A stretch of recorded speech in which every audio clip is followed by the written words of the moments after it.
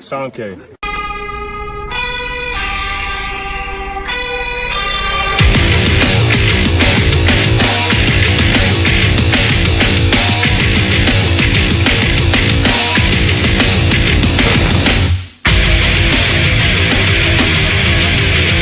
I'm a living example of you can get punched in the face and get back up, because I'm the modern day Aztec warrior.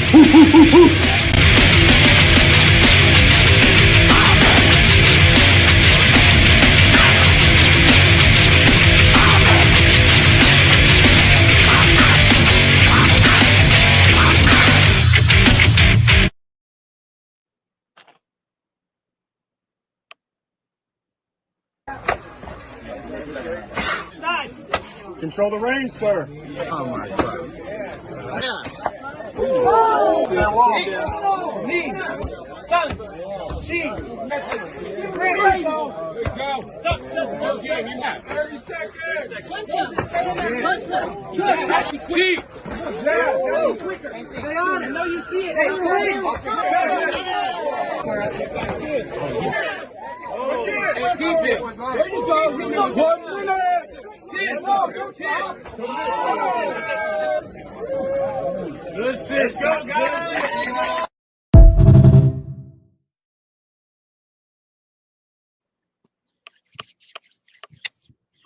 Welcome back to MMA Underground, your favorite part of Wednesday.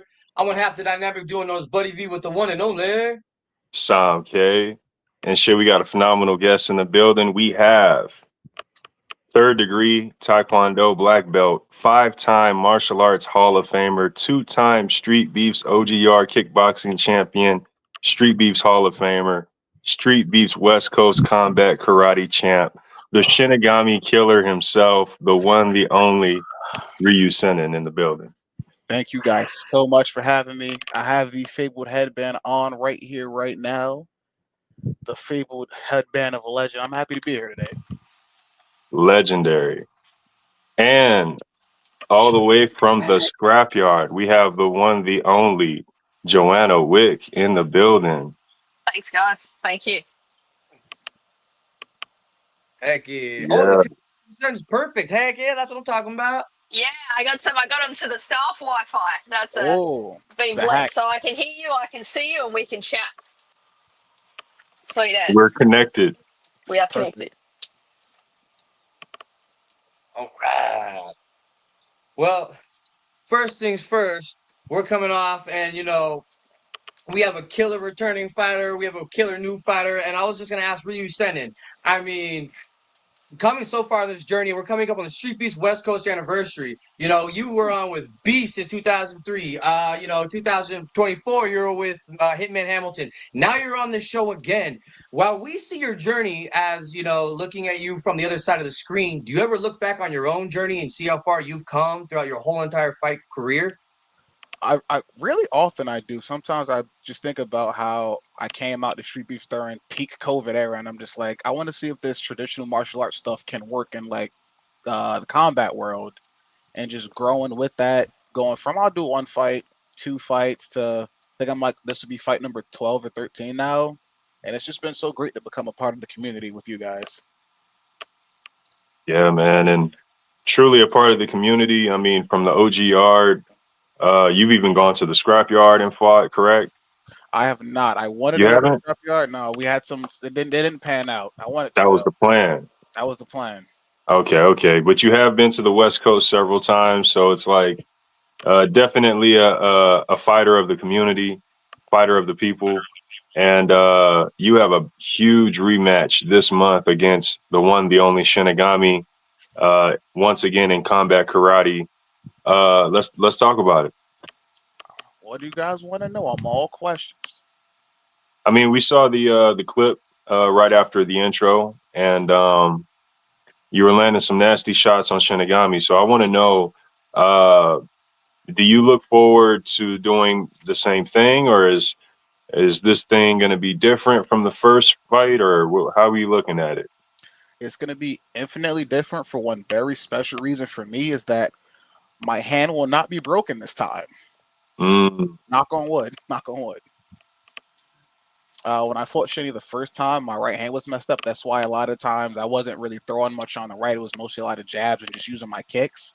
So now I feel like I can actually like do some more boxing with Shinny and really like, see how good that turtle defense is. Nice, nice. And it's crazy because you threw a lot of punches in that first fight. So, Oh, we're man, doubling, tripling that output. Way higher output. And another thing I did different this time is I don't primarily wear small gloves. I'm a kickboxer at heart, so I train pads, everything with like the smallest I'll use at a time is maybe 14s. So from doing that, going to the small combat karate gloves, I didn't really know how my striking would have changed as much as it did. So this time around, I made sure I spent like these last 3 months nothing but small gloves. So I now have the better understanding of how to move with them for defense and all that jazz. Hell yeah. And I was gonna say, Joanna Wick, I mean, you're coming all the way from crazy Australia, and you're from there, and considering everything until the insects kill you, and it's like dangerous just to even step out your house. Do you even feel a little nervous stepping into the cage or anything like that? You know what? That's an awesome question because I tell you what, I've done over a decade of sport and I used to do canoe sprint. My dream was to make the Olympics and it's still a dream of mine. But I can tell you, every single time that I would get out on the water right before my race, even after a decade, I couldn't shake this anxiety or this, I'd even jump out, I would jump around and dance. But like, I would get a little bit shaky, right? Before every race after 10 years. I can tell you when I finally had my first fight, which was at the scrapyard, I had no nerves at all. I was so happy. I was so excited to finally be fighting for the first time. And it felt so right for me. And it was the same for my second fight. And it's pretty surprising because you think you'd be more scared going into a fight than jumping out in a boat and racing as fast as you can. But for whatever reason, my body just reacted that way. I never had any thoughts. It was just a feeling in the body. But my feeling in my body and my thoughts as well before my first fight and before each fight so far has been just that it's where I belong. And also, I'm always doing it for a reason. So, yeah, I don't feel no nerves. No, very lucky. Hell yeah, nice. yeah, A one lot of thing I time. noticed. Oh, go ahead, buddy. That's all good. Yeah, one thing I noticed was you and your opponent were same height, same weight, but the conditioning was drastically different. And I was wondering, had you had prior fight experience, but to hear you come from the canoeing, it definitely it showed. It showed, and you seem like you were like a natural puncher because you threw a lot of punches, and you kind of you smothered the girl. On her birthday, by the way. Oh, yeah, I think it's I watched that fight. awesome. I think it's so cool that Brenda, who's my first opponent, on her 30th birthday, her decision to celebrate her 30th birthday was to have her first fight, which I think is so cool. And my decision was I wanted to get my first fight as soon as possible, but I really wanted to get it before I'm 30 because I've got some big dreams, and the sooner I got in there and just had it done, the better. And actually, it's only because of her that I had that first fight because I've been trying really hard here to get a fight. I contacted Boxing USA. I'm always like, I've got getting my boxing book, and then I just typed into Facebook. I'm like, fighters, and it came up with the scrapyard. And I'm like, this is where I have to have my debut. Perfect. This is the coolest thing I've seen. And I had heard of Death Sentence before. I was disappointed he wasn't there the first time, but I definitely saw him in my second fight with Mighty Mouse. So it was interesting. Fight conditioning is completely different to everything else, as you guys all would know.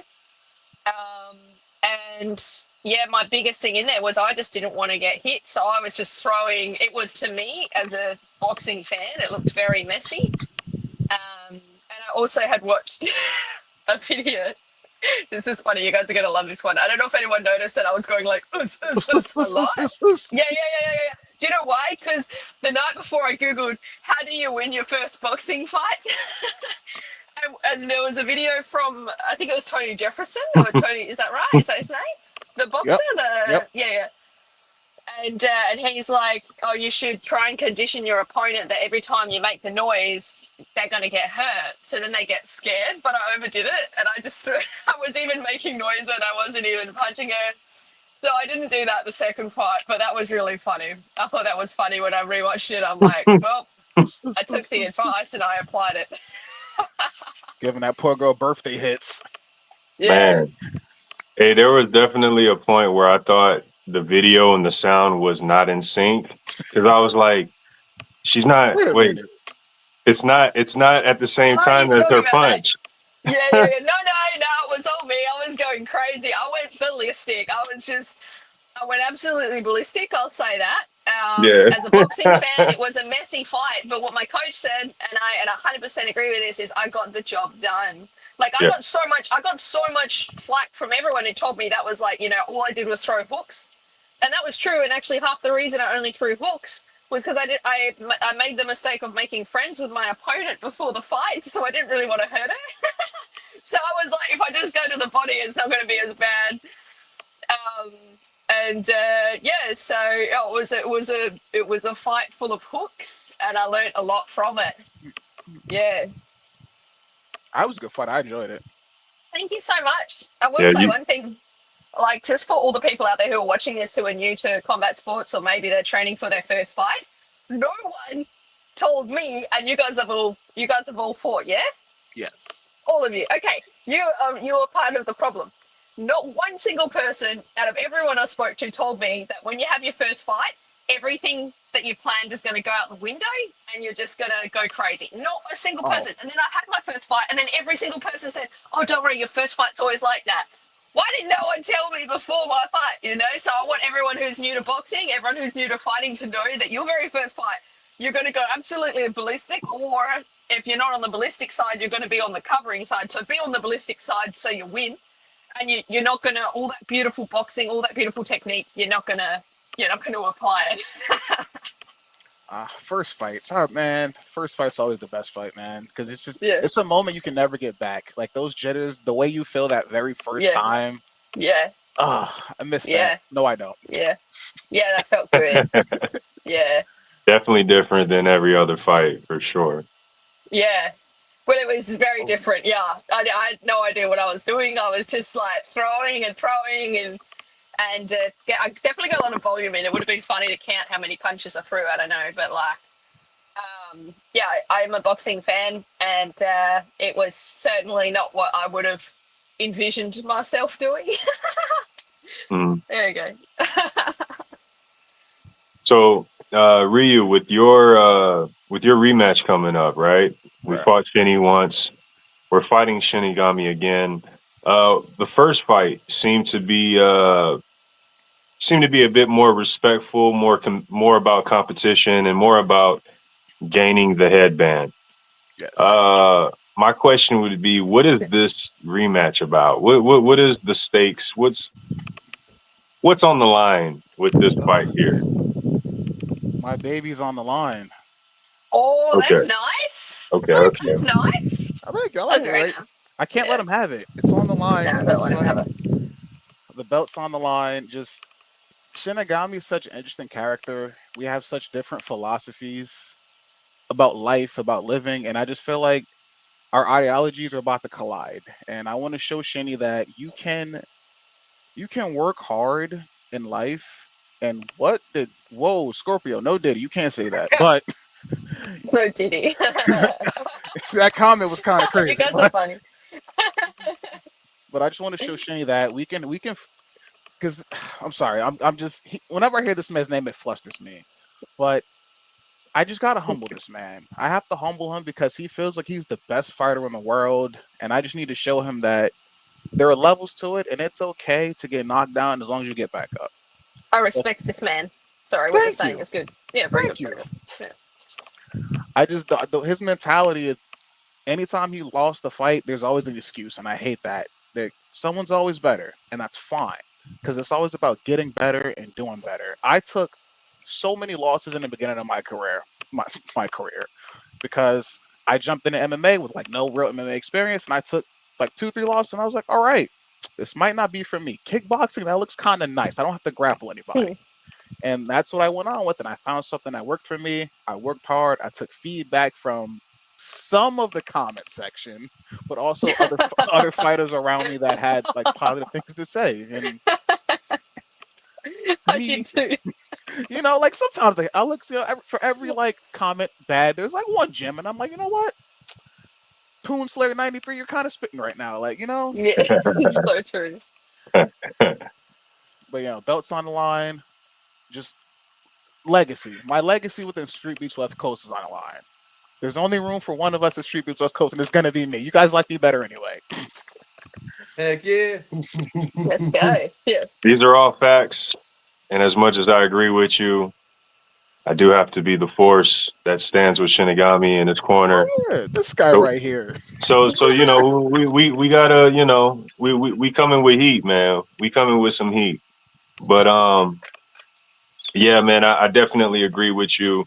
And it's gonna be very interesting. Very interesting. We have our 50th event, our 5-year anniversary that we're doing this at. It was big once before, but I think the stakes are even bigger now. We're seeing the AI meme promotion campaign going on right now, so Shout we're, out Blizzard for that, man. Shout out Blizzard. I hired the man. He produced good work. we're seeing Shinigami finally fight back, making his own promos and stuff. So I'm proud of him. yeah, this is gonna be one for the book. Hey, Shinigami Clan, here. You know what I'm saying? Hey, if you ain't know.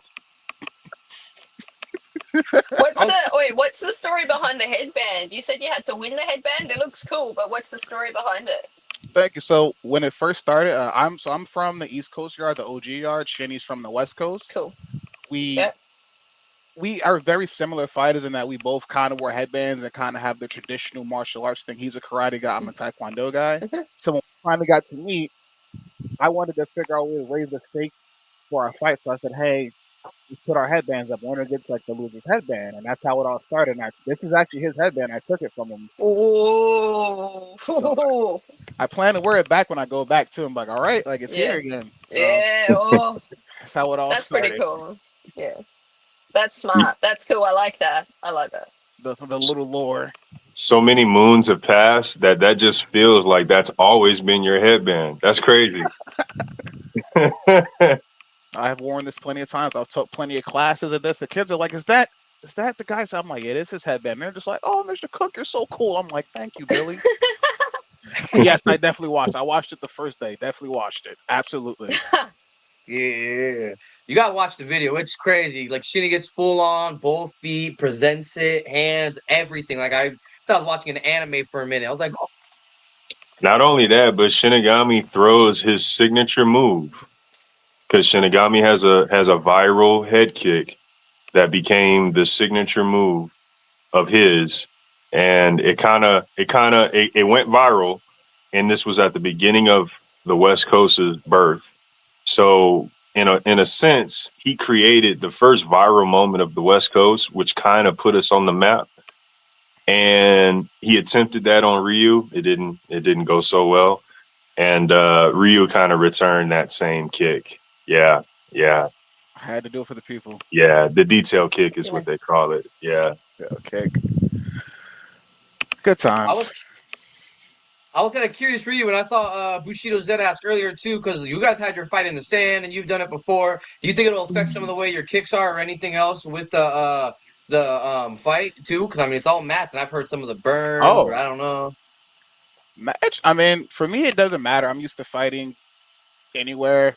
I've done like from old school martial arts tournaments and gyms to mats to the OG yard and like grass to the West Coast to the sand. I'm just here. Wait, I'm gonna use a younger lavish, right? I'm just here to bang, man. I'm just here to bang. It's just I never really. it doesn't affect me as much because like I train outside. I train like I'm just used to having a balance about me. I don't know if that's from just all the jumping and spin kicks from Taekwondo. Like, I'm used to just understanding how my balance is. I know there's a moment in a fight where like Shenny like tries to throw me off his shoulder and I like spin over him and land and kick him like right in the gut as he starts to fall because like that's just I'm just so used to being balanced. I'm like it's just normal to me. Like a ballerina, if you will. So disgraceful. Hey man, when I found out that some of those NFL players would take ballet classes to improve their ankle strength, I thought it was a joke. I'm like, no, It helps. Yeah, yeah. It's even in Australia. Our top boxer, one of our top boxers, Olympic boxers, Harry Garside. He got a whole article in like our big like women's health magazine about him doing ballet. Boxers and ballet go together though. heck yeah. Dance and fighting in general. What'd you say, Ryu? Sorry, what these comments are killing me right now. Like, what are these guys I doing? can't read them. They're so bloody small. If I read them, I have to come up here. I can't see them. So if anyone writes a comment to me, can you guys just read it out? Heck Because yeah. I can't read that. It's too small. Taking cheeks. Apparently, Ryu's taking Shinigami's cheeks. No, let's not. That's No, funny. thank you. Okay. No, Well, thank you. No, thank you. I was gonna ask you, Joanna Wick, if when you came out for that second fight, having such a spectacular performance, and like you said, Mighty Mouse was here at the Scrapyard Yeah. Grand 2. Did you almost feel like more pressure to perform at a higher level because you came out already guns blazing? Did you feel like you just had to maintain that? I felt a little bit of pressure, more so from a lot of people around me in my sports world who really didn't approve of my tactic for the first fight. So I was very happy with my first fight. It was a dream for me. It was something I've wanted my whole life to get to do. And I was happy given it was my first fight. I thought, yeah, sure, I didn't probably throw a single straight. But I did okay and I got the job done. So I felt a bit of pressure because we were changing the game plan and also actually I had a huge amount of life pressure before that. Like so much stuff was going on outside. But again, for any fighters, what I did was I decided like I literally put my phone away and I was just like on the Friday I did my own thing. I didn't take anything from the outside world. I was doing my own thing, so that helped me with the pressure. And then on the actual day, there were so many cameras, there were so many people around. If anything, it kind of like it was good because it is a bit of a distraction that I wasn't used to in the first one. I'm very sorry to say this because I've researched him and I've had lots of people talk to me about him now, and I know how fantastic he was as a fighter. But I didn't know who Mighty Mouse was because I love boxing. You show me a boxer, I'll know who it is. Fair. But yeah, I only knew UFC. Only knew about UFC in February. Like I'd heard about it, but I'd never watched it. I don't know who the greats are. But I could tell that obviously I knew he'd been helping death sentence, so I was excited. And he did end up. He was there for my fight, which was really cool. That was really special. I didn't know he was going to be there. So yeah, I think I dealt with the pressure really well, and I think that comes from my years of sport, and I'm happy with that. And every single time I have that pressure, or every single time like life, you wouldn't believe. Like I had to full on like the amount of stuff I had the week before was very challenging, and I got through it all. And every time I have a challenge like that, I think to myself, this could be my world championship fight. This could be my Olympic fight. And I also took inspiration from a friend of mine who recently won their retained their world championship title, and I know they had heaps of stuff going on. Nice. Yeah, and they did that, and I thought, well, if they can do that, then I'm going to give it a try, and I managed to get it done. Yeah, thank you. It's a strong resolve. Thank you. Yeah. The video stated that you were that you had dedicated the fight to your dog. Yeah, my first fight I dedicated to my dog, Yeah. R.I.P. Missy. That's where the name Joanna Wick came from. So yeah, when I lost my dog, it was pretty much the last thing I had. She was the best dog in the world. She was an awesome, really special dog. I think God gives us special dogs from time to time, or a special pet. Yeah, she was special. She had an awesome spirit, awesome energy. She was always happy. She was so funny, and she was the best. She was a funny dog. She did funny things, and she was also as they are. You know, she was an awesome support for me for 16 years of my life Whoa. through the hardest times of my life. Yeah, she was always there. And she died almost a year to the day. I think it was maybe the day before or something like that to my first fight. And yeah, afterwards I went a little because it was, as I said, she felt like it was the last thing I had. My friends started calling me Joanna Wick because I was going crazy with the shooting. I love shooting. I was shooting guns. I was doing this. I was working security, and my friends suddenly called me Joanna Wick, and I'm like, that's a pretty good name. Like, it's Pretty a dope. pretty good nickname. Yeah, like I've been given a lot of random nicknames, like people call you Beast or Machine or stuff like that. But like Joanna Wick, it definitely, you know. I then had to watch the movie, and then I understood why they called me Joanna Wick. Yeah. So I was very grateful that I had such a beautiful fight to dedicate to my dog, and I'm very grateful to the crowd who supported me and supported Miffy. And I do believe Miffy was with me in spirit that day. Yeah. Yeah. Yeah. I can see this comment says Aussie, Aussie, Aussie, so I'll say oi, oi, oi, and thank you for your support. Heck yeah. Now it's kind of cool because as you have people that you interact with, you get to find people that teach you a lot of things in life. And Ryu, you were bringing up how you taught kids, and a lot of them look up to you, I'm sure. And being such a positive role model, do you feel like that almost helps help like a positive pressure to perform even at a higher level? Because then now you have all these young minds that are looking up with you, just like you're their hero, you're their idol. Yeah, it's a lot of pressure, both good and bad. And a lot of that really weighed on me for the Shinny fight because I'm just like, yo, if Shinny beats me, like, how do I go back? How do I go home with that L? And it's funny because like every time like the day before a fight, like I get so many, like the kids will send me so many like Instagram messages. They're just positive, just wishing me luck and stuff. And I'm just like, it really just makes me feel like the fight doesn't even matter. It's like no matter what happens, win or lose, like my impact on them has already been so good. And it's just like, what am I worrying about? So like it drives me to make sure like to push myself to be better because I'm like I know I have people that are watching, that are looking up, that are waiting for the fight to drop, and they're just like, so it really just makes me want to be better, and I try to carry myself in a way to where like I want them to know that you can fight, you can do this without having to like go crazy with certain things or be like this character. You can be yourself and still like take this far and have fun and just be yourself. That's why most of my shinny trolling is very isolated. So like this little bubble here away from the children. They can't see that stuff. It's not for them. Right. So with that being said, does Shinigami pose a threat this No, go round? no, he's cooked. He's cooked. He's cooked. He's cooked. 100% cooked. As his corner, he's cooked. As his corner, you know he's cooked. He's cooked. So yeah, I'm excited. Watching you. Shinny has and this is something that we've had our talk. I've talked to him many times about this. I know other people have as well, but Shinny has the potential to be so good. He has the potential to be great, but he chooses to stay the same. And by that I mean he doesn't look to improve himself. He doesn't look for ways to gain new skills. He'll tell you he's grinding hard, he's doing this, that, and the third. But I'm like, cool. Did you, start trying to pick up at that boxing because your hands kind of had some issues. He goes, I don't like boxing. I can't use all my weapons. I prefer this. And I'm like, okay, that's cool, but like you should really learn how to throw a good one too. Like that's really important.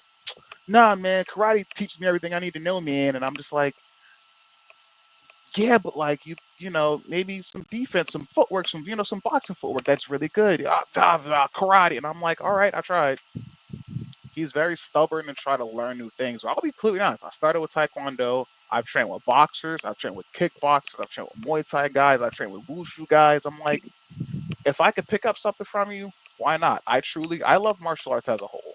I'm not locked into a style. I'm not going to say I'm going to die on this Taekwondo hill. I'm not that guy. I love all martial arts. I see value in almost every martial art. And I started Streetbeefs because I wanted to see if martial arts that I learned was useful to like the real world. Like that's what brought me here. And I just enjoy picking up things as I go. And I don't understand how you can call yourself a black belt and not want to learn new things. It bothers me so bad. Hmm. And to your I know how credit, you feel. you can literally look at your fights from start to finish and see you pick up experience, skills, offense, defense. You see the progression in your fights throughout your whole career. You know, I used to suck. I you know how you feel. you always had the potential. You always had the potential. There we go. That's that keyword right there. You know what I mean? And the difference is you kept working, you kept grinding, and you reached that potential. You strive to get there. You know what I mean? Whereas some people they just have potential. Sit on the couch. Not saying that Shinigami, not saying that because I've seen a transformation in him as well. I want to go on record and say he's lost so much weight since Street Beefs West Coast 1. I will never take that away. That man has dropped so much weight and he's maintained that so well. And that is like such a if you look at it before and after, like that is so great that he did that. Yeah, He always get flowers for that. He worked hard to do that. Good on him. yeah, facts. Absolutely. And it's crazy, to see the growth and everything of all these fighters. And one thing I think that martial arts, fight, boxing, any sort of sports, there's different things that really stick with us, but they each have kind of their own philosophy. And one of the things that I really enjoy is the quote from Marcus Aurelius: "The impediment to action advances action. What stands in the way becomes the way." And I was curious if either of you had a quote that you enjoy, that's something that, you try to keep in your mind to push when training or fighting or anything with life. I don't know if any of them resonate with you. I'm going to need a few minutes, so I'll let you go first, Uh, mate. Let me dig through my memory bank. Let me dig through my memory bank and think what I've been thinking of first. Oh, actually, one just came. Shall I say it? Go for it. It's in there. It's in there. Sorry, it came straight away. This is one that I made, actually, and it's because it's been really, really tough training here in Vegas and around America. And what I've been doing, I've been on a road bike in 119-degree heat to ride my bike to training, up to an hour on my bike, training up to 2 hours, and riding again. And I do feel a little like David Goggins. But Dedication. my quote that came to my head, and it's been very hard and it's been super challenging. Like I could tell you everything, but it would take too long. And I mean, in every way, every single day, I'll have a huge challenge here. And then in my head, I say, I am going to be what others don't because I am doing what others won't. Every single day I'm on my bike, I think I'm going to be what others don't because I'm doing what others won't. And it's the truth. I can't think of, I don't know of many who are it's tough just getting to training. I try to hydrate straight away and all of this. But I'm really proud of how far I've come. I'm so proud to have had 2 fights, to have won both fights. And I know that I have huge potential because I know the biggest thing for me is it's been that way my whole life. And I know I've got a lot of heart. And it's just about working hard and keep pushing through, keep going, because one day it's just going to be like that. And that's how I almost felt my first 2 fights. Like I had no fights before this.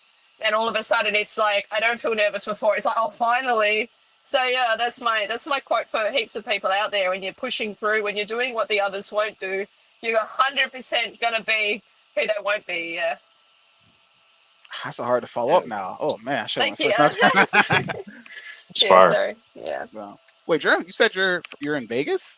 I'm currently in Vegas. Currently in Vegas. Yes, I live in Australia, but I'm currently in Vegas. Oh, currently in yes. Vegas. Okay, I'm about to say Streetbeefs West Coast. We're like right around the corner. Okay. We right here. Yeah. I was We right. right here. What does it say? I didn't know what it said. The only thing is, so you won't have to travel far for a Street Beefs West Coast fight, but the pool of female talent isn't there as much as the scrapyard is. Yeah, there's But a lot of women at the scrapyard. Oh, okay. yeah, yeah. Makes But other sense. than that, if we had a female available, I mean, you got Street Beefs West Coast in your backyard. Thank you. We are around. Appreciate it. Yeah. And Rui, you train, you fight there? I did fight want to there. go because I'm trying to see. I've always wanted to. My dream, if I weren't training, if I weren't trying to become the best that I can be in the sport, if I had the time, the money, I'd love to just do a road trip through America. But I'm kind of doing that with the sport, so I'm training everywhere and going everywhere. I would like to be able to see you. So you compete at this one in Las Vegas, but you don't compete at Scrapyard. Not yet. I'm still trying to work some stuff out. Maybe it'll happen one day. But yeah, for now I'm in Vegas. I competed in Virginia for the OGR, but I do want to get to the Scrapyard one day. I want to go really to Virginia. I have to get to the OG one. I think the Scrapyard is very cool as a, I don't know how to explain it, as a entity. It's a very cool way to fight. It's been a real honor to be able to debut in it. But one thing I think we're very lucky as is that although, you know, a lot of people said to me when I was going for the first one, aren't you worried about having, you know, whatever happens out on camera? And I'm like, well, when I'm a professional fighter, it's going to be out on camera anyway. Like, but also, who cares? Yeah. Who cares? It's the name of the game. If you got shame, then you shouldn't be playing. But aren't we lucky that we can just go through and watch our fights in such... No other amateur organization has the level of footage. We can go through and learn from all of our fights very well. It's so great. Like, I love that so much. I could just be like, how much did I suck in like 2 years ago? Yeah, all right, how am I looking? It's so good. I only watched my first fight like properly like the week before my second fight because I couldn't do it. I'd seen some clips where I was running around the ring just going like and I couldn't bring myself to watch it. But then I watched it and I was like, oh, actually, that was pretty cool. And the editing was amazing. Oh, yeah, Scrapyard has really good editing. They really have some of the Fire Chicken is the best editing. Yeah. He does a good job for sure. Yeah. But that's the beauty of it, you know, like we're students of the game and like we have actual study material if we choose, you know? Yeah. Very good study material. Yeah, we're very lucky. I'm very grateful for this. Yes. Absolutely. Absolutely. So you mentioned going pro in the future. That's the goal. What does the road look like to getting there? I'd love to say this. I don't want to jinx myself, so maybe I shouldn't. Let me think. It's important how we say things, isn't it? What's my absolute dream? I can see myself holding a belt, a beautiful belt. I can see it as clear as day. It's been something I could see many years ago before I was even fighting. I always had this very clear vision with a beautiful belt. The road to get there for me looks like exactly what I'm doing right now. I would love to get more sponsors on board. I've been really lucky. I've just been sponsored by a strength and conditioning coach, and I'm lucky to have, you know, some support here. Nice. So I'd like, thank you. Yeah, so thanks to them and thank you. So I'd like to keep building like my team. I'd like to get a nutrition sponsor would be awesome. And then my road looks like I'm actually not going to fight for August. Initially, I thought I'd just keep fighting every month, but it's not enough time for us to improve. Mm-hmm. So I probably will look at another fight in a few months. And then in terms of getting my professional debut, I would have to get to a level where I'm not riding my bike. I don't know if I could because it's really tough. I'm not getting enough training in. I only had 2 training sessions between my first fight and my second fight. I only had 2 sessions with my boxing coach. The rest was all by myself. But I still ride to training, but I can't ride more than an hour in 119-degree heat. It's just impossible. Not safe. Yeah, so it's not safe. It's just not safe. I'm definitely pushing the limit already. The other day I was so tired I got off and walked with my bike. So to become a professional, I'd like to be able to train with my boxing coach at least every day for a month or 2. And I just pray every night as well. I think God's going to help me get that opportunity. So that's what the pathway looks to me, what I'm already doing, but I need to do more boxing. I need to be boxing every day. That's the truth of it. You know, I want to have the best technique and I want to put on a good show. I want to always bring my best. And I'm just so grateful because this has kick-started that for me. And I'm also a big one again for all the new fighters. I had totally private social media until pretty much up until my first Scrapyard fight. But for us as professional fighters nowadays, if a random girl has 50,000 followers, someone might just say, yeah, I'll manage you. You can become a pro boxer because she's going to sell tickets. Yeah. You know, she has such a huge following. So although I'm very private with my personal life and I love it that way, I've been, you know, trying to showcase my training, showcase who I am with my profile and build up a profile. I've had 500,000 views on my Instagram since I went public, made a public account. It was always private. And that's the other part of being a professional fighter. We got to build a platform and a profile. So that's why I'm here today. So thank you for the invitation. Don't Yeah, mind me yeah. sweating. I'm totally hot in here. But anyway. And I just wanted to like extend, the fact that hey, we're in the fight capital.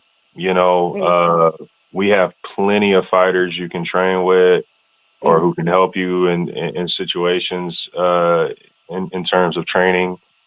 And then also too like sponsorships. The more you get your name out there, especially here in Vegas, like someone's going to pick you up. Especially uh, seeing how you fight and seeing that you're on the come up. I hope so. Thank you. Mm-hmm. Yep, Such yep. a big part of the game that I think a lot of fighters Mm. don't really think about. Mm. Oh, you're right.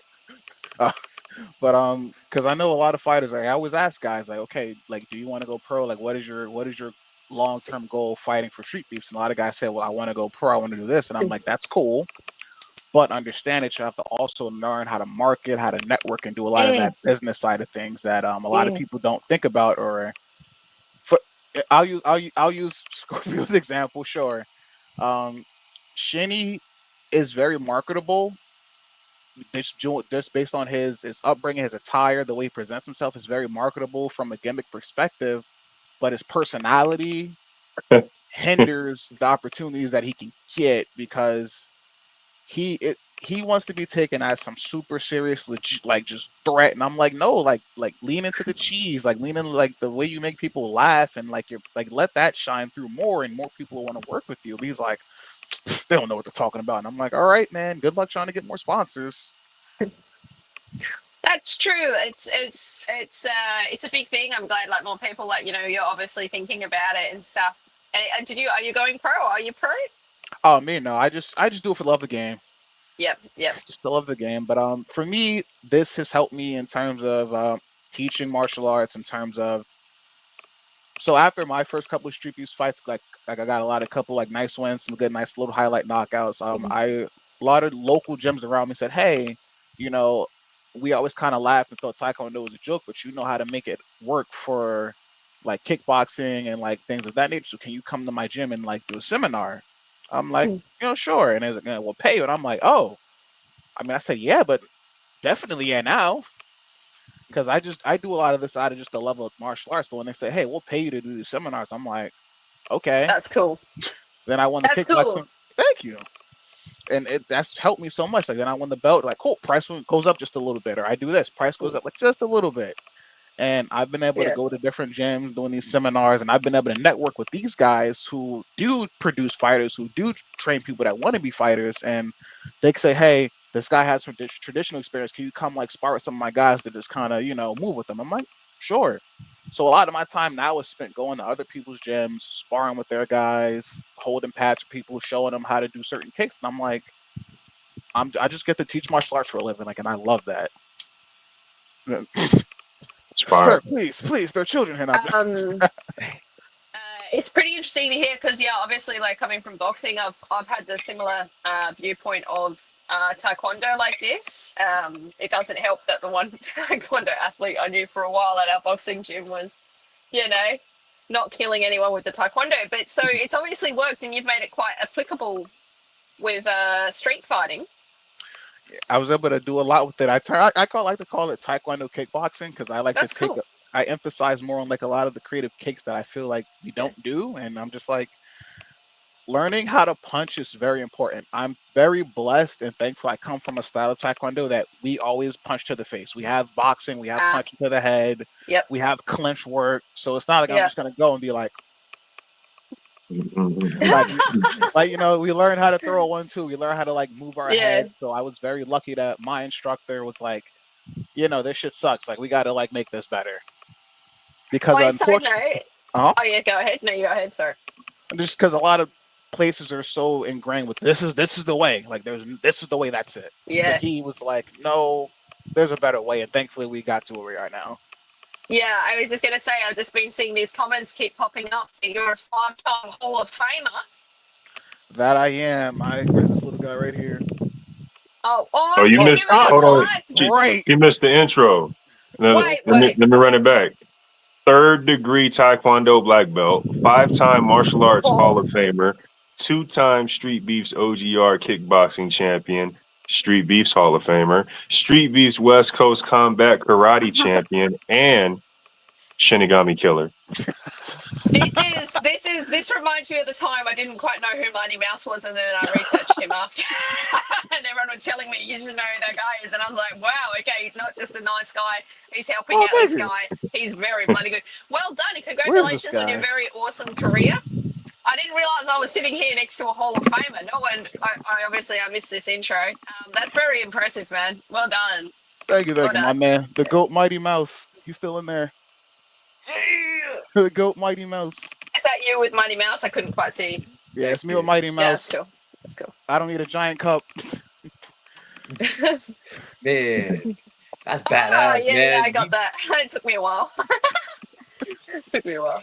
And he's earned those accolades. It's cool. I mean, yeah, he can teach people how to kick ass. He'll kick some ass and show you how he did it too. It's like, wait, hold on, what? Yeah. Well, that's why I wanted to Yeah. fight. Wanted to learn how to teach better. And I'm like, how can I tell this kid who wants to compete like how to get ready for nerves and things? And if I never felt that, so I was like, I want to feel those first fight nerves. I want to feel what it seems like to be like, all right, Yeah. I got punched in the face. What's my next move? And that's it. Heck yeah. I was gonna say too, being because you teach now and you're gonna continue teaching and you love fighting.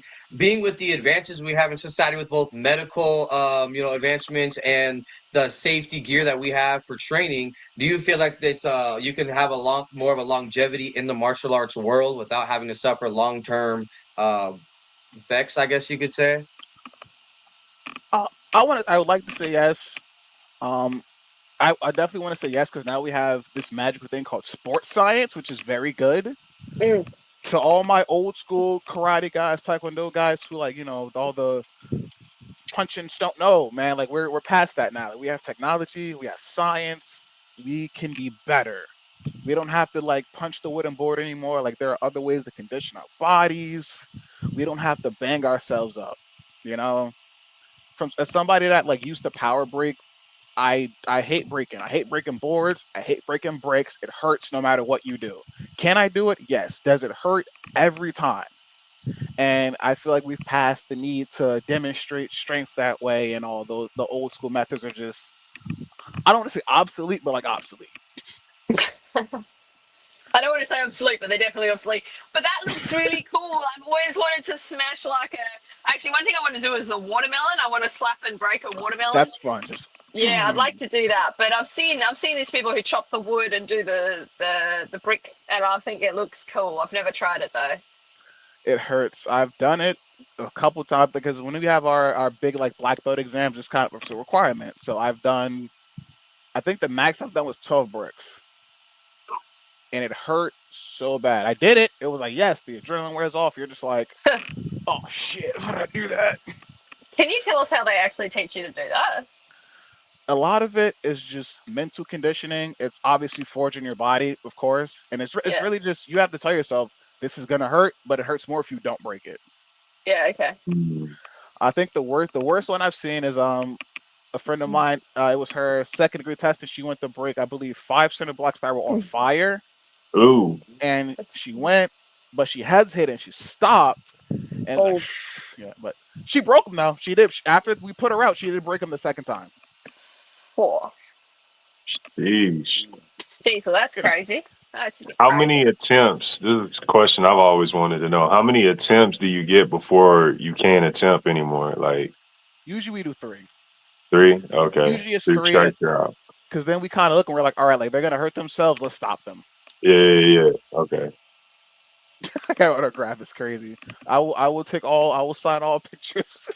I've been asked to since I came here. I've been twice. I don't know where was the second one. Oh yeah, that was pretty funny. I was at the UFC X convention and these people approached me and I don't know who they thought I was, but they asked me to sign the flag and so I signed my flag. Okay. And then they got me on a video call with their son who is overseas in Europe somewhere. And I was telling him like, just train hard, like. And then it was pretty funny. I don't know. I think they must have mistaken me for someone else or something. Obviously, I mean, I don't know, or they just thought I was like a pro fighter or something. But you know, it was good experience. We're getting this practice for me, and Yep. yeah, Prepping you for the future. That's it. good practice. Yeah, good practice. Rio, you ever ran across hot coal with your bare feet? No. No. We should all do that. Let's go buy some coals and set them on fire. I think we should all do it. I mean, shit, just Vegas summer heat in the Yeah. sand on the rocks. Like, Yeah, that's it I'm right down. there. Oh, that's I'm it. down. 100%. That's crazy. My instructor used to say stuff like that. I'm like, there's no way you guys did that. He was like, well, back then it was a different time. I'm like, what does that mean? He's like, it was a different time. I'm like, no. But yeah, the people I know people that have done that, but for me, no. I looked at that. I'm like, no, absolutely not. I wouldn't mind trying. I think there's some technique where you distribute it evenly across the feet or something. I don't know, but surely it's got to hurt. Oh yeah, it's Surely gonna no hurt. matter what, it's got to hurt. Yeah. If I No, can it's like like- run, sprint across, I'll sprint. I'm not like That's fine. willingly. Taking my time, but just Yeah, I'm not saying a prayer. And no, no. Well, I was gonna say it's like in 36 chambers when they have like all that sticky paper and they gotta try to go across it, and it's like, Oh, it's like I'll dream I about it. I haven't don't think seen I could this, ever do though. it though. that sounds rough. Heck yeah. And I was gonna say, Joanna Wick. So you said you're over in Vegas, and if I'm not mistaken, you almost got into power slap too, right? This is correct. I'm hoping I might still get a chance. I actually think this sport will really suit me. Yeah, I think it's made for me. It's Yes. really made for me. Yeah, because actually it was a friend of mine when I first came to Vegas or America. They brought it up and a group of fighters, and they're like, you should try power slap. And I was like, I'd never heard of it. Actually, I'd seen the viral clip of the girl who got slapped and she looks like she changes ethnicity. yeah, yeah. I see that one. Completely. That is funny. So I'd seen that, and I didn't ever consider myself for it because I just thought, oh, well, I would never get the chance to do this. But then when I researched it and I really thought about it, I was like, this sport suits me so well because I've come from 10 years of doing something I hated every single day trying to get to the Olympics in the boat, every single day doing this movement, right? Yeah, he's got it. You got the perfect movement. But that movement correlates perfectly because you're using your hips to generate the power and you can't use your feet.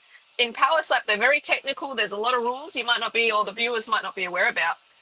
But one of them is you cannot, which way your toes go. You can't lift your feet. Yeah. You're not allowed to lift your feet. So for me, I've done 10 years of my life was dedicated to power generation with no lifting of the feet. So the amount of power I can generate when I'm slapping a bag, I do it for fun. I'll slap a bag. It's crazy, and I'm genuinely worried. I know I'm going to hurt someone. And in terms of getting slapped in the face, nothing is ever going to hit me as hard as life has hit me. No one can ever That's hurt me. a bar. Yeah, no one can ever hurt me as much as life has hurt me. I don't have my dog, man. My dog was the last thing I had. So I have nothing to lose. I have everything to gain. I have everything to win. And the pain, it just doesn't affect me because, as I said, it doesn't hurt me as much as life has already hurt me. No one can hurt me like this. So that's not a problem. So I think I'm well suited to power slap, and I hope I have the opportunity to try it. And it's a technical sport. You got to land properly. You got to do this. But I just think it's a combat sport. The power suits me. It's a power sport, and then taking a hit taking a hit as well. So yeah. Yeah, I was gonna say, yeah, to every point I agree with that. As much as I don't agree with the sport, you do have the physicality to wreck shit. Yeah. You should show up to the West Coast anniversary this month because we have several. We have a couple power slap guys from the West Coast who fighters who join power slap, and that would be a good look. I think. Oh, that's really cool. Do you know anyone that I would know, or names? Are we allowed to say Disturbing the names? Peace, Dorian Perez, Disturbing the Peace. Yeah. And I don't know No Love's real name. I feel like Emmanuel. I do know his real name, Emmanuel Muniz. No Emmanuel Love. sounds a bit familiar as well. I believe he was a former champ. He had the pinkish purple hair. Oh, that guy! Wow, and Yeah, he's yeah, fighting in yeah. Yeah. Streetbeefs, Scrapyard, and West And Coast. West that goes Coast. hand in Interesting hand. guys. Yeah, Yeah, yeah. West Coast. Yeah. So I'm just saying the invitation's there. You can pull up.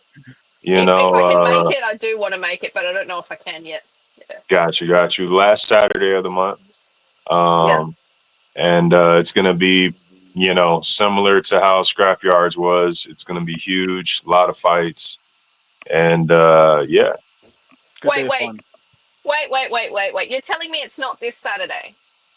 No. It's the last Saturday. Are you Uh, sure? The 5-year anniversary for Las Vegas street fighting. Sorry, I get confused between Scrapyard and Street Beef. I don't know which one to call it. Street Beef Street at the Beef ranch. West Street Coast. Beefs. You're Street telling me Beef West Coast. that is not this Saturday, but it's at the end of the month. Yep. Correct. Correct. I was told it was on the 8th, and I couldn't fight. I was interested to fight. There was a girl I could fight, and I was like, well, it's just too soon. I don't have time to improve. But you're telling me it's in another 2 weeks. Yes, we Correct. Correct. For the West Coast, Oh! the West Coast is the last Saturday of the month. Oh, Joanna Wick might consider making an appearance in an extra 2 weeks. Let's I could go. get at least 3 training sessions in. That'd be great. And in fact, every month is the last Saturday. So if you ever want to Right. pull up, if you're ever Yep. interested in a fight, just let the guys know, the matchmaker and the branch leader of the West Coast. Just let them know, hey, Yep. I'm a fighter out here too. I'm looking for a fight. You got any females? Yep. Well, it's really cool. I think it's an awesome platform, and I'm really grateful I had the opportunity to compete in Street Beefs or to fight with Street Beefs. Like, it's such a cool thing that we would never have in Australia, and it was such a great thing to debut at. Hell yeah. Well, I was kind of curious because, being from Australia, one thing we talk about on the show is diets that fighters have, whether it's maintaining weight or recovery. But obviously, different parts of the world have completely different diets. I mean, did you have a major change just being in America? Did you try to keep it similar, or? That's a great question. If you knew what I've eaten in the last 24 hours, you guys would laugh. You would laugh. So, I mean, look, mainly I love to eat. I love fruit. I love fresh fruit. I love fresh veggies. The fruit. Unfortunately, the food you guys have here to eat healthy in America, number one, so expensive. But number two, it's almost impossible. Like, and protein is a huge thing for me. I once went. I was out, and my friends they were working at the UFC, and I went to buy the protein that I needed, and the amount of protein that I needed was like, say, 180 grams, $70 American. I couldn't afford it. I was like, that's just way too much money, like just to get my protein goal. And in Australia, this wouldn't be a problem. And then in terms of like what I'm eating day to day, has things changed? No, I've worked really hard to try and stick to eating like kind of the whole foods, the protein that I usually would eat. I love to just, make myself either, fish, chicken, turkey, with a salad, easy, quick. I never have time. So I'll make something that's super quick to eat. But the reason I compete at, that I'm kind of like a light heavyweight and that I'm currently sitting and talking to you at 165 pounds and not 120 pounds like a girl my height in MMA would be, is because I love sweet things. And Let them know. I cook sweet things. Last night there's an Italian dish, if you make tiramisu or if you make, there's another Italian cake you can make where you just whip up egg yolk and you put sugar in it and you put vanilla essence in it. It is my absolute weakness. It is the yummiest thing. I had that for breakfast yesterday. Then I made like meringue, to make a meringue again, egg white, sugar, vanilla essence. So I made meringue and just ate that like a whole thing.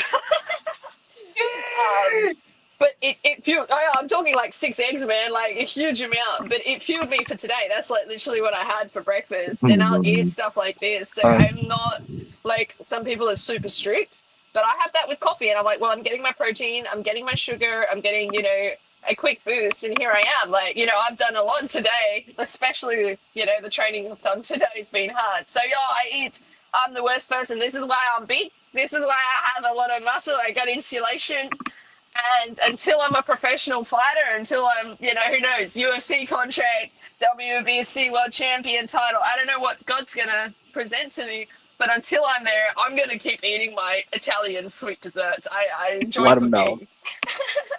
Hey, and So, to your credit, I mean, you're solid. So like it doesn't show. You know what I mean? It's thanks. different. Like I said, Yeah. your opponent in your first fight, the stat sheet said y'all were same height, same weight. Yeah, we So were. Yeah.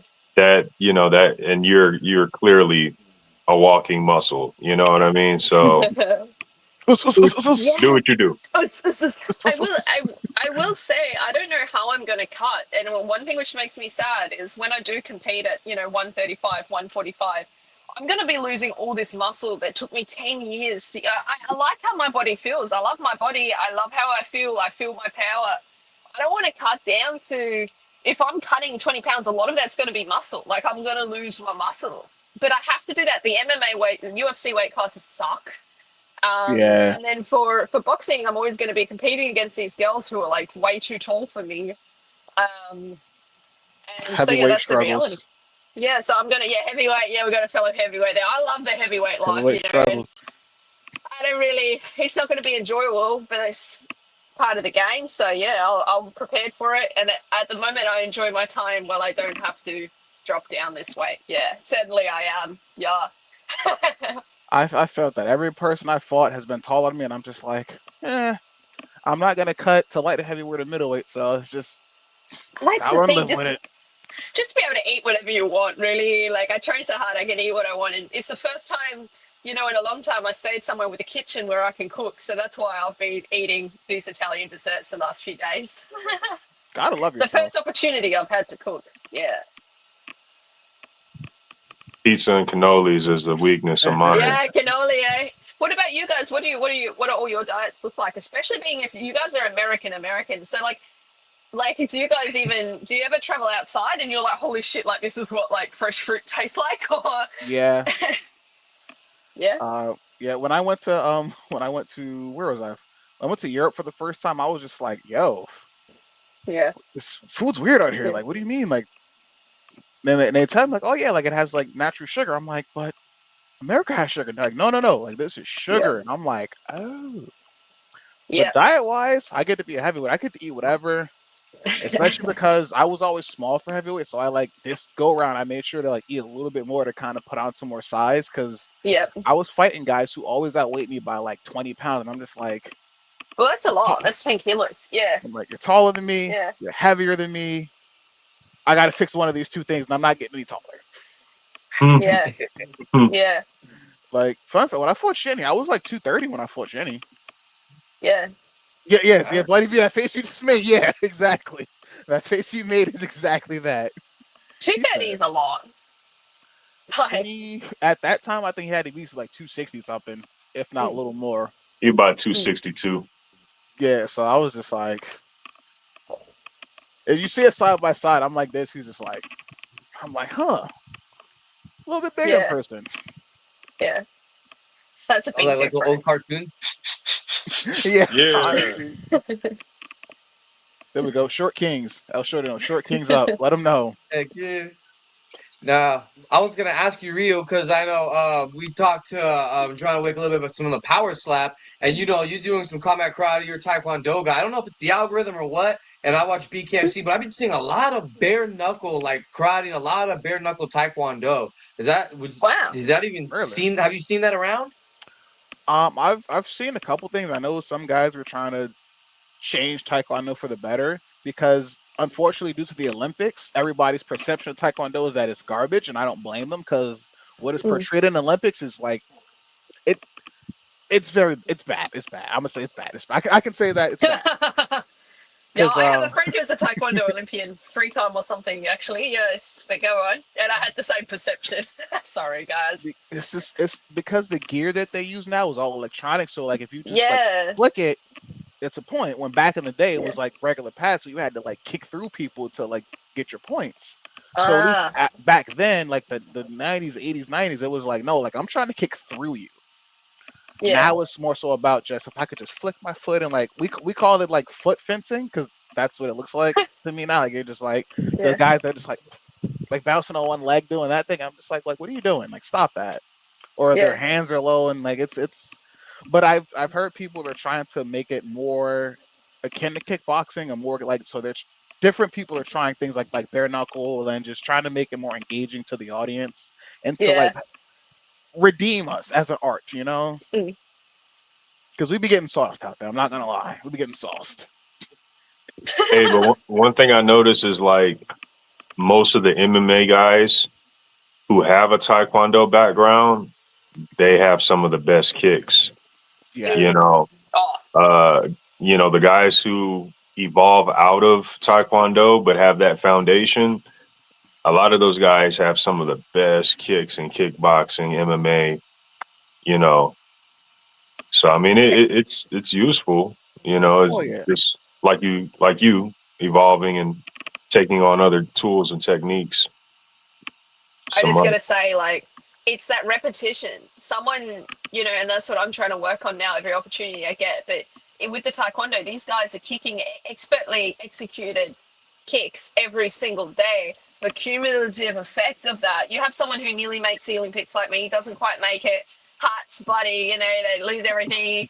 They go into MMA and they've got this taekwondo background. They're going to be kicking. They're going to be kicking. straight like that took me forever. I think I went like my first like 2 or 3 fights fighting through punches. I'm just like I got legs. yeah, yeah, I remember that. Yeah, you probably You do. remember that era? Did you say without any Crazy. punches? Yeah, I Did just you threw all say? legs. Oh, really? Yeah. That sounds like me. I just threw all hooks. I was like, all right, guys. I think after my, I was like, I gotta learn how to punch. I have to learn how to punch better. Yeah. Yeah. There was a fight at the Scrapyard event. It hasn't dropped yet, so I can't say too much.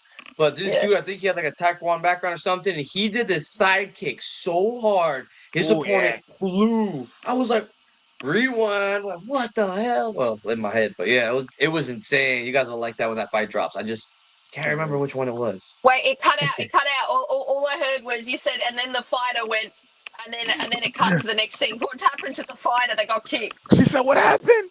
Oh yeah, Yeah, he yeah. His he hands went just like went like almost that. 2 feet.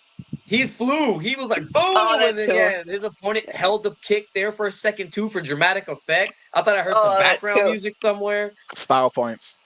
Style Yeah, points. style points, mate. Style Yeah. points. Well, that's definitely taekwondo. That definitely would be taekwondo back there. We do that. We'd be like, just look at that pretty kick. Yeah. Yeah. Quick little photo Yeah. shoot, You got to get that iconic, like with the foot out when they kick in the air, the iconic photo. Heck yeah. Hell yeah. That's I'm very kind of, taekwondo. I guess some fun ones. We talk about sponsorships and other people. I was curious to hear both of your guys' perspectives real quick. If a promoter came up to you right now and was like, I'm a blah, blah, blah, and I have a major fight lined up, but you have to sell me, how would you sell yourself as a fighter? What would you do? What would be your pitch point real quick? It's either like you got 30 seconds. Nothing to lose, everything to win. The Aussie ferocity is here to take everything. Yeah, Aussie, Aussie, Yo, sold. Yeah. Sold. Damn, I can't beat that, man. I don't think I'm getting that fight. Aussie. Man, Wait, I'm wait, not. sorry, side note. Did we hear your quote? Did we ever hear your quote, or did I talk for too long? I went on a tangent. We didn't We hear your never quote. did. Oh, Yeah, I wanted to hear your quote. Give us a quote, mate. Cause I'm a big anime guy, so I kind of took one of this ones from My Hero. I really liked it. If you ever feel yourself hitting up against the wall, mess it up. If you feel yourself hitting up against your limit, remember for what caused you clench your fist. Remember why you started down this path, and let that memory carry you beyond your limit. Whoa! Ooh. That's nice, man. That's one for That's a me, and good one. I got that one tattooed on my arm. Oh wow! So you What? That's can't forget it then. I can't forget it. I can't forget it. Yeah, Scripture. yeah, yeah. Every That's time cool. I'm No, like that's cool. I'm doing anything, I just be like, nah, man, I could do more. I look down, I could do more. I just feel like Hell yeah. You will be what others won't if you do what others don't, mate. And that's the That's same it. as your quote. that's it, and I love that because to me, especially when I like teach kids and I tell them like because they always have the the fantasies about what a black belt is. I'm like, to me, a black belt just means you didn't quit. You, because when we test these guys, I think I shared some clips in the groups. We beat the dog shit out of these kids. Like we beat the dog shit out of these kids, and we tell them it's to see if you can endure. It's because you're gonna hit your limit. The test is designed for you to hit your limit, and I tell them that you're gonna hit your limit, but it's up to you if you want to push past that. Mm. And I feel that's the same for fighting as well. Like that overcoming adversity. Same thing with being a fighter. You're in there, you're getting hit. You're like, all right, I can either stand here and take my 8 count, or I can punch back. Like, what do I want to do? Mm. And I feel bad for Samke because he's cornering Shinny, and Shinny has no heart. He's gonna fold under pressure, man. I'm sorry. I'm sorry. I'm sorry I had to segue like that, but it's true. Yeah, that was a major shift. That man did you hear came what with I an said? elbow. I said he's gonna fold like the meringue I made last night. She said But he's I don't know gone. this guy, so don't come after me. I don't know the other guy. Here's my quote. Yep. Sometimes it's the corner's man's job to inspire. Oh. See, one thing about Samke is because I've seen him, and I should say I've heard him as he corners. He knows just what to say, and I hate that because like when I fought Young and Lavish, you were in his corner too. I remember this.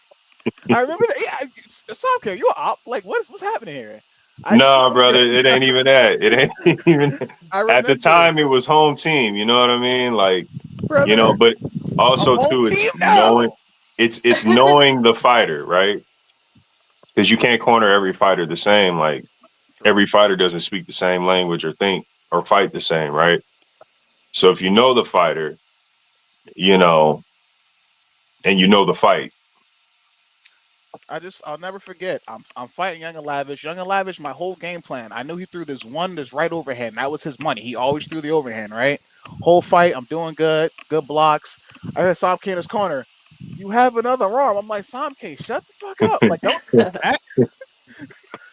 We're like in the 4th round. I'm like, brother, let me coast, man. Stop.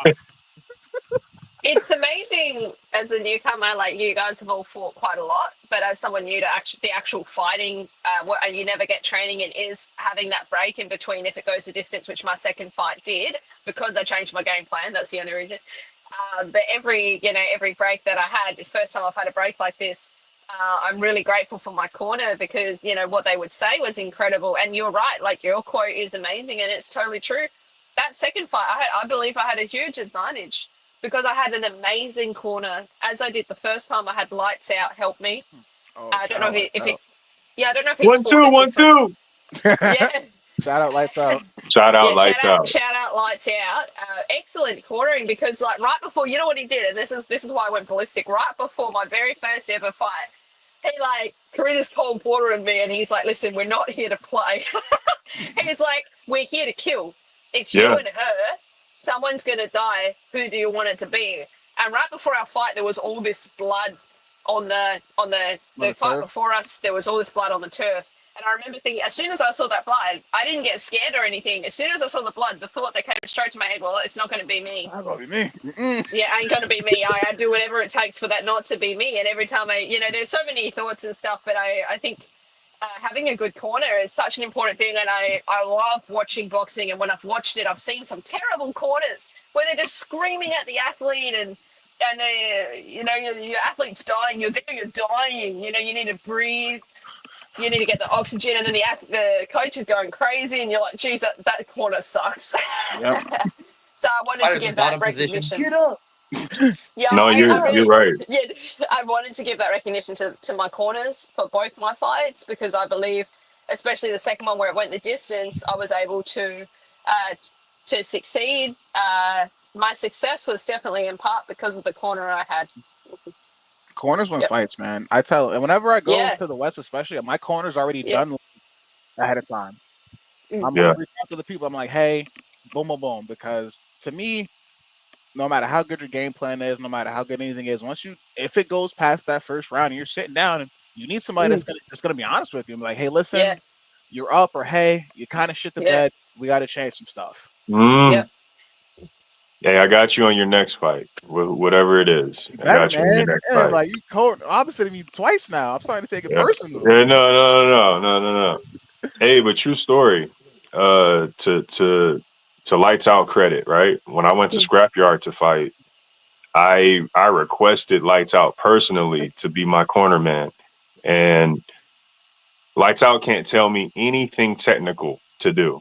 There's nothing that he can do to help me in the technical department. But I knew that he was going to speak to uh, the energy, the mentality, and the mind frame that needed to be, So that's why I was like, no, he's the right one for the right reasons. You know what I mean? Yeah.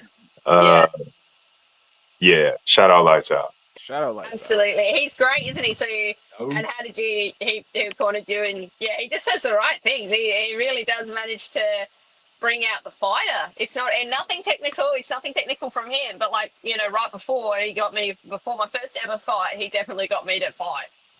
I was, right before, like, as excited as I was to get in and all that, I was still like, oh, well, how's the start going to be, all that. But once he said that, it was like, all right, I'm gonna kill. I will kill. That's it. What about you, Buddy B? You got a quote for us? Oh, that was the one earlier from Marcus Aurelius, the impediment to it action was. You advances did give us action. one. I'm sorry, that was a good quote. No, but another one I like is what one man can do, another can do. I look at everything and it's anything's achievable if you really want it bad enough. And I feel that a lot of people have big dreams and a lot of people have big stuff around, like my city in Tacoma.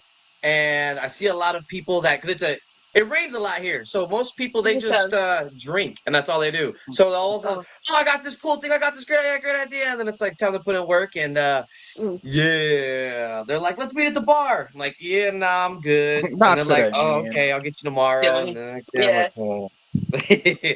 Good on you. I'm like, good on you. We only get like a month of sun here up here, maybe 2 months if we're lucky. So yeah. Oh, Well, I was happy. I was in Tacoma. I got in Tacoma for my previous fight, and it definitely it was beautiful weather. It was so nice to just have that. Anytime that I'm out of, like, that I travel around America, when I'm somewhere where there's trees or green, I can smell it in the air. It's like, oh my god, some oxygen. That's why I'm here. Yeah, you can taste it. I need extra oxygen. The entrance to Scrapyard is amazing. Yeah. For sure. Yeah. For sure. Hey, Definitely felt like I was gonna. My bad, buddy. I was gonna say I definitely felt like I was gonna run into Sasquatch at some point. You know what? Yes, and I'm just gonna say this to anyone who fights out of Scrapyard. There is an awesome hill. If you got time, I did this after my last fight because I realized, because it went my first fight to go the distance, I was like, okay, I know exactly what I need to work on. One of the things I need to work on that will improve me, and that is, I've got crazy cardio, crazy endurance. I want to better the intensity of that, like, so it's like fight level intensity at longer periods, if you know what I'm saying. Like, I could go like that forever and never stop, but I want it to be like that and for the fight. So I ran up the hills. Go look at the hills, especially if you ever come out to Seattle, if you get to fight there, go check out there's a hill.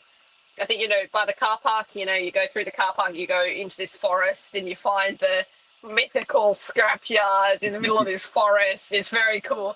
But if you turn left, there's a huge hill, lots of hills. It's awesome terrain. I went for a big run, like an hour run after my last fight there. Nice. Yeah, so I just want to bring that up. Great oxygen in the air, beautiful green, beautiful cows. It's very beautiful, lots of beautiful scenery. So yeah. Cardio is key. Oh yeah. Yeah. Let them know. Yeah. $10 today on zwellworld.com. Oh, cool. Just use the code SOMK. $10 holla. Wow. Get them while they Some K. Get them while they high. Now, that's a fun thing, because we do have to transition to where, because we had some good bits, but now I gotta be the bad guy and say, because while we are in different time zones, we've had a fun time. We can't keep everybody all evening, so we kind of have to wrap some stuff up, unfortunately. But before we do, we always have a seat. Samka, did you have any final questions for our guests before we think about wrapping it up? Master Pimp Ryu Sennin. Final words before we head into this rematch this anniversary, this this belt on the line. Final words. I want to say, man, just for the vibes, clearly. The It's last a cool time, belt. thank you. I do like it. Got his twin brother over here, looks so pretty. But for Shinigami, the last time we fought, I met you as an equal. I fought you as a martial artist. This upcoming event, I will fight you as a fighter. We're gonna step in that cage. I'm gonna stare you down. We will not touch gloves. I will take a step back, and I'm going to beat you so badly that you question yourself as a man. That is my message to you. That is my declaration of war to you. See you in 2 weeks, brother. Whoa. Holy moly. I don't want to be the other guy. That was crazy, bro. Holy moly. That was a great message. Yeah, that's it for me, buddy. Heck Wow. yeah. Before I let you go and we get your social medias, Oh, how do you want to be remembered? If something happened to you today, how do you want people to remember you? Both of y'all. And then we'll go shout outs and he said yeah. shout out to all that stuff. Mine's easy because it's what I think about every day and it's how I live every day because I lost a lot of my family when I was younger. All I want to do is make the greatest positive impact I can on the people and the world around me. And I want to be remembered as someone who just did not give up, someone who had that dog in them. R.I.P. Miffy. I love that. I echo that statement. I want to be remembered as somebody that just did the best they did. Just did the best they could. I want to be remembered for all the positive things and the lives I was able to impact in my time on this world. And I hope that the lessons in my teachings carry on long past when I'm gone. To Mm, my students, the people that come after, just yep. live good lives, man. It's all about. I agree with one thing you said there is, leaving that legacy. That's what I hope to do and inspire others to do the good things as well. And that's beautiful how you put it to Thank you. inspire further generations through your teachings. And that's what you do when you're a teacher or a coach. And that was really well put. That's what I hope to do. Hope the guys that I've trained with, my team that I've constructed from the ground up since they were kids, I hope that they go on martial arts, not martial arts, just take those teachers and just impact the world just as much as I did with them. That's beautiful. Absolutely. Well, Joanna, it's been a pleasure. Ryu, it's been a pleasure. If y'all want to give out any shout outs, any plugins, now would be the time. Plugins. Ugh. I'll give out my social media first and then I got to think about shout outs. But my social media is the Aussie Ferocity. You can catch me on Instagram. The more support I have there, the more people I have supporting my journey. I think it's going to be awesome because you guys are going to see, me going from riding this secondhand bike with one pedal an hour a day just to get to training to hopefully one day, God willing, living this vision I see, having this beautiful belt and a beautiful family, all of this, and it would be really awesome to share that journey of just never giving up. But the Aussie Ferocity is AUSSIE and then Ferocity. And that's my Instagram handle. I just reactivated my TikTok after 7 months of trying to break back into it. I've got 14K followers there. So sponsors, please help me. That's the only Nice. reason I mentioned the follow account. Sponsors, She said, please help me. And then I think those are I only use Instagram for sports opportunities and I'm only building my platform there because of, sports opportunities and to bring awareness to a few causes that mean a lot. Back to you. You guys can follow me on YouTube and Instagram, Ryu_Sennin, SENNINTKD. All my media is the same. I make it easy for you guys. Shout out to my wonderful sponsor, Fudoshin. These guys have been my sponsorship since like day one.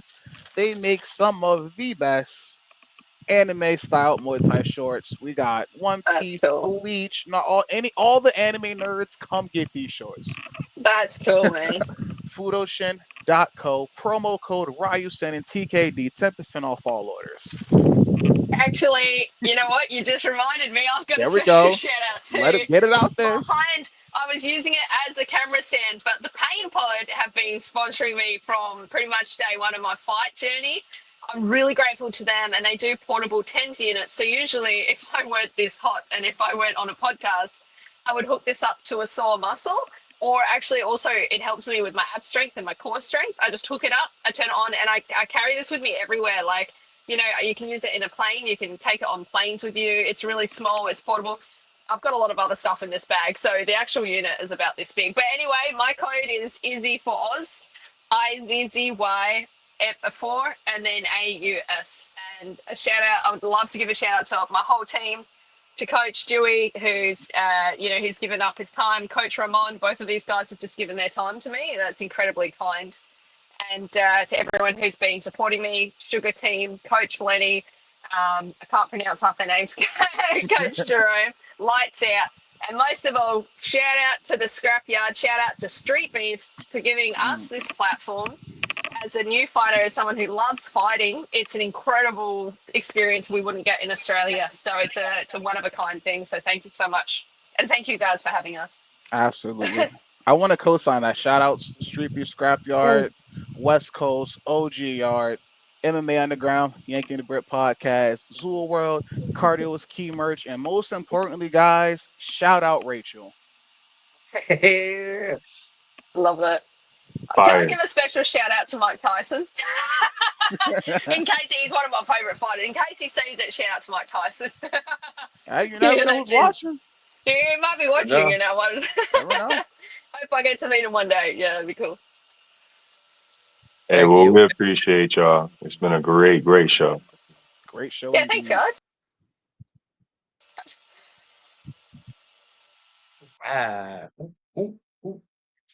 Oh, yeah. That was a fun show. Absolutely. And even though it's fun, is it about time we wrap things up? About that time, brother. About that time, man. Shout out to our guests, Joanna Wick, pleasure.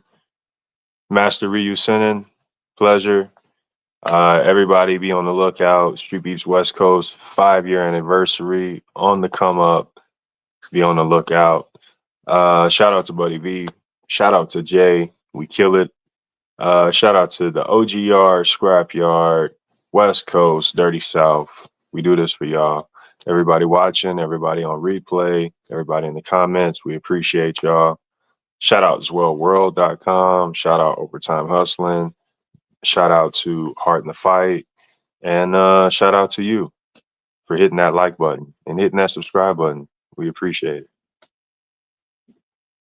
Thank you. zwellworld.com. That's where you saw that you could get it. And like he said, really poorly written, SOMK, the code for $10 Cardio is Key shirts.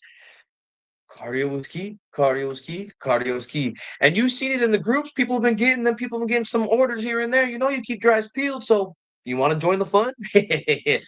Now, that's a good time. But yes, we want to be here with any of you guys, whether it's live, replay. We have a good time. And I mean, yeah, I enjoy every single Wednesday. Sonke, thank you. We co-host and we kill it all the time. Jay, the computer stuff was smooth, too easy, too good. And yeah, I don't usually have more stuff. I don't know, but I ramble. I don't know. Thank you all very much for watching. We're gonna end the show in Jay's famous words, as we always do, with one world, one love, deuces.